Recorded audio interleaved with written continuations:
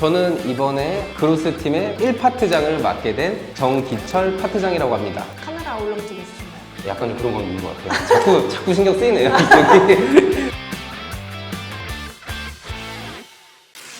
질문을 잘하는 법이 또 있을 거 아니에요. 뭐가 있을까요?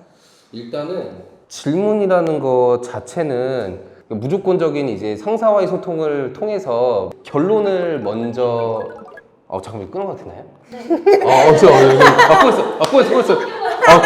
꼬였어. 업무가 이제 만약에 주어졌을 때 잠깐만요. 저 이거 잠깐 꼬였는데 죄송해요. 이거 정리하신 거예요? 네. 일단은 질문을 잘하려면은 동기들끼리 질문하는 거는 조금 지양해 주시는 게 좋아요. 그러면 그 질문의 두서도 없어지고 어차피 그 상황 해결 자체도 안 돼요. 동기끼리 의논하다가는. 질문이란 거는 상사와 소통하시면서 궁금한 것도 이제 자연스럽게 생길 거고 이제 알게 되는 것도 많기 때문에 질문 잘하는 법은 웬만하면 상사와 해야 한다. 팁을 드리자면 상사께서 어제씨 조사한 거 내일까지 정리해 주세요 라고 했을 때 이렇게 정리하면 돼요? 이렇게 그냥 무작정 말하는 것보다는 이렇게 조사한 내용이 맞는데 이게 맞을까요? 라는 식으로 질문에 질문을 던지는 거예요. 그러면 이제 자연스럽게 에이스가 되는 과정 중에 또 하나고, 그리고 또 하나가 있는 게 그 질문을 하기까지의 신입분들의 노력을 보여주는 게 굉장히 좋아요. 이거 뭐예요? 이렇게 그냥 두서없이 질문하는 것보다는 이렇게 알아봤는데 제가 알아본 내용이 이게 맞을까요? 라고 하면서 질문하기까지 어느 정도 알아봤고 노력했다라는 거를 어필해 주시면은 상사님들 아주 이렇게 박수 치실 거예요. 그리고 이제 질문을 잘하는 법이 있으면 또 그쵸. 대답을 잘하는 법이 대답 있잖아요. 잘해야죠. 그쵸. 그거에는 또 어떤 게 있을까요? 전 이렇게 생각을 해요. 대한민국에 있는 상사들은 70%의 확률로 결과 먼저 듣기를 좋아하거든요. 결과를 먼저 무조건 말해줘야 돼요. 두괄식 학법 아시죠? 네. 두괄식 학법. 결과를 먼저 말하고 네. 그 뒤에 이유를 붙이는 거예요. 네, 그러니까 예를 들면 이제 뭐 너의 강점은 뭐니? 라고 했을 때 저는 뭐 제 이런 감성도 갖고 있기 때문에 저의 강점은 이거인 것 같아요 보다는 저의 강점은 이거예요. 이유는 따다다닥 말하는 거죠. 그러면 이제 상사도 받아들이기가 더 이제 쉽고 이해력이 빠르게 되는 거죠. 그럼 소통도 더 원활해지는 거고. 이런 것도 있어요. 긍정적인 답변을 하는 거죠. 예를 들어서 상사가 오늘 내로 할 수 있지? 라고 했을 때 못해요.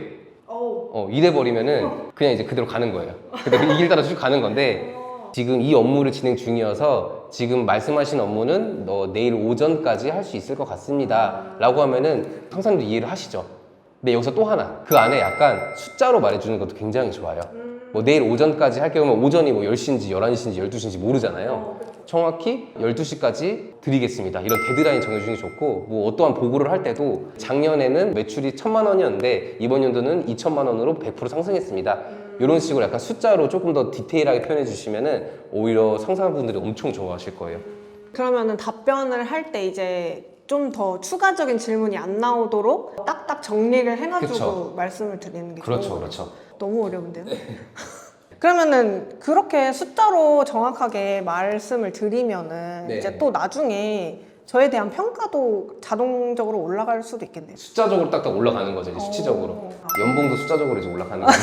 모든 거는 다 숫자예요. 이제 정리를 해볼까요? 질문 잘하는 방법은 이제 상사분이랑 자주 대화를 하면서 그 속에서 내가 궁금해하는 것들을 그쵸. 정리를 해가지고 물어보는 그쵸. 것과 업무가 주어졌을 때 본인이 이해한 게 맞는지 다시 그쵸. 한번 되물어보고, 세 번째, 질문을 하기 전에 어느 정도 알아놓은 다음에 질문을 하는 세 가지 정도가 있겠고, 맞아요. 대답하는 방법은 이제 두괄식 화법, 같은 내용이더라도 긍정적으로 답변하는 거, 그렇죠. 마지막으로 숫자로 말하기, 이게 가장 중요하지 않을까 싶네요. 이거는 인사평가에도 반영이 될 수 있기 때문에. 조금 더 전문적인 어플을 할 수가 있어요. 사실 숫자로도 말하면. 그래서 데드라인이나 이런 걸 정확히 얘기하는 것, 그렇죠. 이렇게가 있겠네요. 다음으로 넘어갈까요? 소심해서 질문 안 하고 혼자 일을 진행하다 사고 쳤어요. 어떻게 해야 하나요? 아주 소름 돋죠. 이거 진짜 상상만 해도 소름 끼쳐요. 네. 질문을 들으면서 기억나는 것 중에 하나가 판매하면서 어떤 할머니 분이 오셔가지고 청소기를 샀어요. 못 가져가시네, 무거우니까. 그래서 제가 이제 말씀드리고 이거를 들고 가고 있었어요. 근데 꽤 무겁긴 하더라고요. 하다가 차가 이렇게 쑥 지나가면서 놀라가지고 이걸 탕 떨어뜨리면서 이게 청소기가 박살이 난 거예요. 그게 한 40 얼마짜리 청소기였거든요. 그래서 이제 박살난 청소기 앞에 두고 이러고 있었죠, 계속.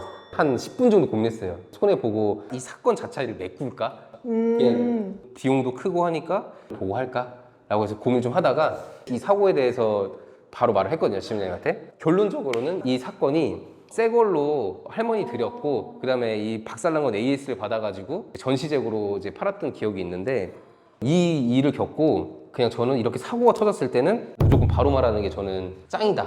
진짜 그러겠네요. 예, 절대로 뭐 이렇게 숨기려고 하거나 조금 지체하려고 하거나 이러면 저는 안 될 것 같아요.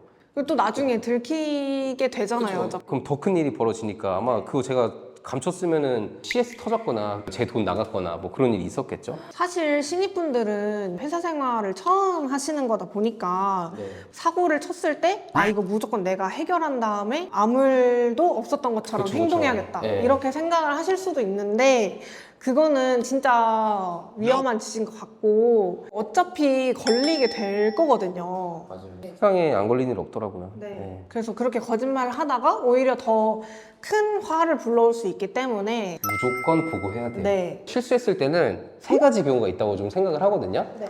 가장 큰 거는 이제 그 실수를 통한 금전적 손해가 발생한다든지 손해가 발생하더라도 바로 보고했을 때 이 손해가 감소를 한다든지 그냥 혼자 수습이 가능한 건지 저 같은 경우에는 이제 금전적인 손해가 있었을 뻔한 이제 부분이었잖아요. 그래서 이제 이렇게 사고가 터졌을 때 상황이 또 어떤 게 있을지 혹시 예지 씨는 알고 계실까요?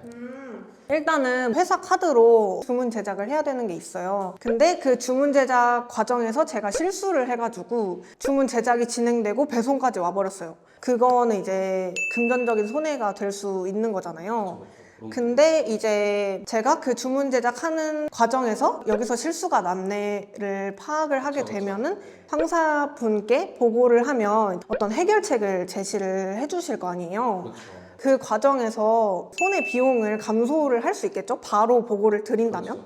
그것 말고도 고객님을 상대를 하는데 저는 A 상품을 설명드렸는데 알고 보니까 그게 B 상품에 대한 설명이었어요. 그거는 고객님한테 잘못 설명드렸다. 다시 정정해서 설명드리겠다. 하고 설명을 드리면은 이거는 이제 제가 혼자서 수습을 할 수 있는 실수인 거잖아요. 그렇죠. 네. 그 제가 말씀드린 것들은 회사 생활에 적응이 되고 프로세스를 완벽하게 파악했을 때 얘기고 만약에 진짜 아무것도 모르는 신입사원분들이 들어가서 내가 만약에 실수를 했다 하면은 사소한 실수여도 보고를 하는 게 맞다고 저는 생각을 해요. 이렇게 실수를 했을 때 실수를 한 당사자의 태도도 굉장히 중요하다고 생각을 굉장히 하는데 중요하죠. 네. 어떤 게 있을까요? 일단은 당황하면 안 돼요. 그렇다고 뻔뻔해서는 안 되지만 그래서 나 실수했는데? 어쩔 막 이러면 안 되지만 보고를 할 때 받아들이는 이제 입장에서도 침착하게 다가오면은 침착하게 답변이 돼요.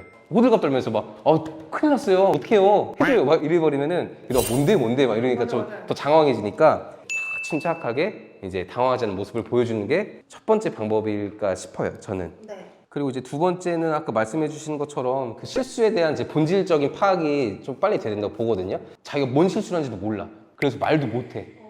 이런 분들 꽤 있거든요. 이 자기가 어떠한 실수를 했는지 본질적인 걸 파악해서 말을 하는 게 중요하다고 전 봅니다. 네. 그리고 가장 중요한 게 있죠? 그렇죠. 이제 이거는 약간 인간적인 건데 괜히 뭔가를 잘못하면 어떻게 숨기고 싶고 피하고 싶고 변명하지 말고 딱 직시하고 죄송합니다. 제가 이거 잘못했습니다.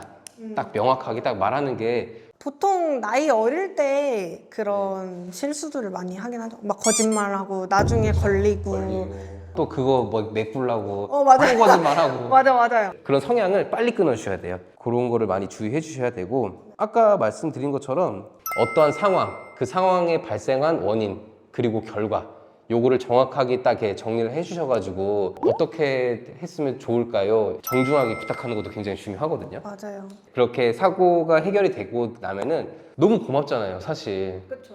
정말 정중하고 감사한 표현을 하시는 것도 굉장히 좋은 사회생활이라고 저는 생각을 해요. 너무 과한 건 아니더라도 뭐 커피 한 잔이라든지 뭐 식사, 뭐 점심 식사 한 끼 그렇게 표현하시고 나서 자기가 사고 친 거에 대해서 개선점 뭐 이렇게 말을 하는 거죠. 다시는 안 그러겠습니다. 이런 거 좀 반성도 좀 하는 모습도 보여드리고 그거를 또 이제 본인의 메모로 이제 메모하면서 이제 한 번 더 복습 반성을 하는 거죠.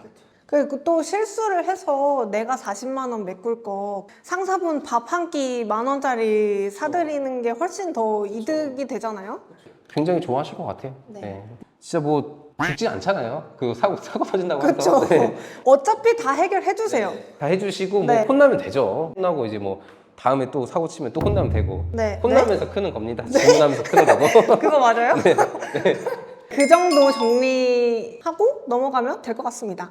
이렇게 저희 오늘 기철 파트장님과 함께 해보셨는데 오늘 이렇게 출연해보셨는데 어떠셨어요? 사실 이제 저도 20대 초반 때 사회생활하면서의 느꼈던 고충들을 연차가 쌓여서 이렇게 질문으로 받으니까 좀 감회도 새롭고 신입의 정석 콘텐츠를 보면서 많은 신입분들이 고충 없는 사회생활을 하셨으면 좋겠다는 생각이 들었습니다. 네. 혹시 뭐 추천하실 분이 있으실까요? 저는 저희 그로스팀에 이승환 마케터라고 있어요. 너무 성격이 좋고 너무 활발하고 또 이제 저희 MZ세대를 대표하는 분이실 수도 있을 것 같아가지고 콘텐츠 맞을 것 같아서 좀 추천을 드립니다. 좋아요, 네. 좋아요. 다음 편에 나오시길 기대를 하면서 오늘 영상도 이렇게 봐주셔서 너무 감사드리고 모두가 완벽한 신입이 되는 그날까지 화이팅! 파이팅! 안녕히 아자, 계세요. 아자, 아자!